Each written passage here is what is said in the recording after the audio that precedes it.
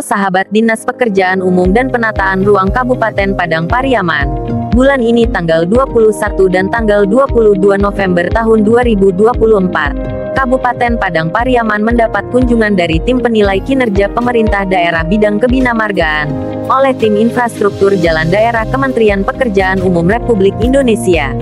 Sudah tahu belum sahabat, dari 514 peserta yang terdiri dari pemerintah provinsi dan kabupaten kota, Kabupaten Padang Pariaman masuk dalam 6 besar nominasi kategori kabupaten. Dari 406 kabupaten yang ikut serta di tahap 1 yang lolos ke tahap 2, hanya 6 kabupaten. Selanjutnya tahap 2 kita akan masuk ke tahap verifikasi data.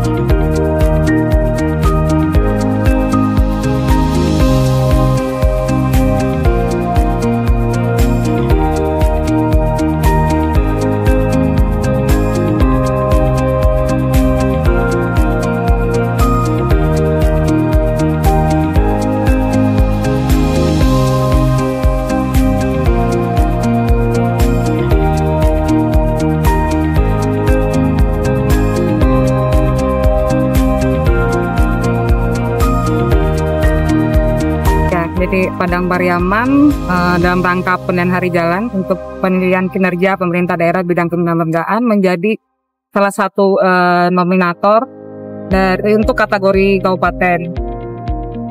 Pemda Kabupaten Padang Pariaman setelah kita lihat beberapa hari ini pantas untuk menjadi nominasi karena kita lihat kemantapan secara data, kemantapan kondisinya juga di atas dari PJNN ya, di atas 65%, dan pendukung ya di pelengkap jalannya juga baik. Hari ini kita mau menilai secara dokumen manajemen bagaimana pemerintah daerah secara manajerial itu mendukung semua kegiatan peningkatan jalan. Ya, kita harap Padang Pariaman bisa berhasil dalam kegiatan ini. Dengan besarnya penghargaan yang akan didapatkan oleh pemerintah daerah, berupa dana alokasi melalui anggaran Bina Marga pada tahun 2025 mendatang. Berikut tanggapan dan harapan Kepala Dinas Pekerjaan Umum dan Penataan Ruang Kabupaten Padang Pariaman. Assalamualaikum warahmatullahi wabarakatuh.